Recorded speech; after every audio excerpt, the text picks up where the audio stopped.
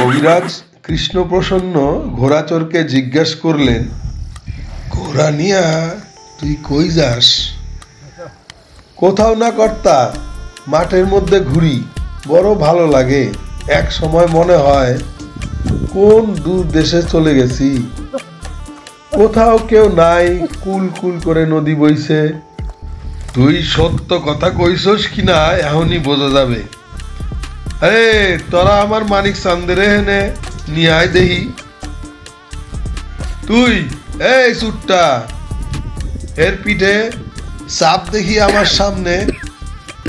আমার মানিক চাঁদ কোনো অচেনা মানুষের পিঠে রাখবেই না।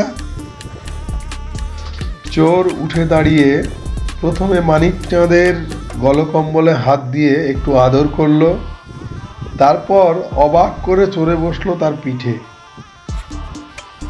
মানিক চাঁদ স্থির রইল, অর্থাৎ এই সাওয়ারকে সে চেনে। চোর এবার ঘোড়াটাকে নিয়ে উঠোনে ঘুরপাক দিল দুবার। এখন হঠাৎ যেন তার চেহারাটা বদলে গেছে। ছেঁড়া ধুতি পরা নগ্ন পিঠে রক্তের দাগ আর মাথার চুলে ধুলো। তবু সে যেন এক অজানা দেশের মানুষ। ঠিক আছে, নাম এখন।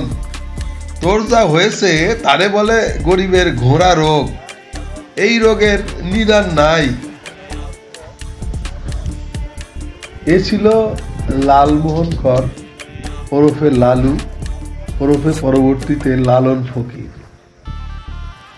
এই লালমোহন কর বা ওরফে লালুর হয়েছিল কবিরাজ কৃষ্ণপ্রসন্নের কথায় গরিবের ঘোড়া রোগ, এবং এখান থেকেই তার জীবন পরিবর্তন হয়ে যায়।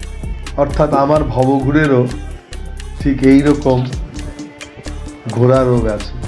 কি করব? এই ছোট্ট অংশটি পাঠ করলাম সুনীল গঙ্গোপাধ্যায়ের লেখা মনের মানুষ উপন্যাসের প্রথম খণ্ড থেকে, যেটা আপনারা চলচ্চিত্রেও দেখেছেন। বা তবে আমি রেকমেন্ড করব যে এটা বই হিসেবে পড়ুন, অনেক বেশি আনন্দ পাবেন। ধন্যবাদ।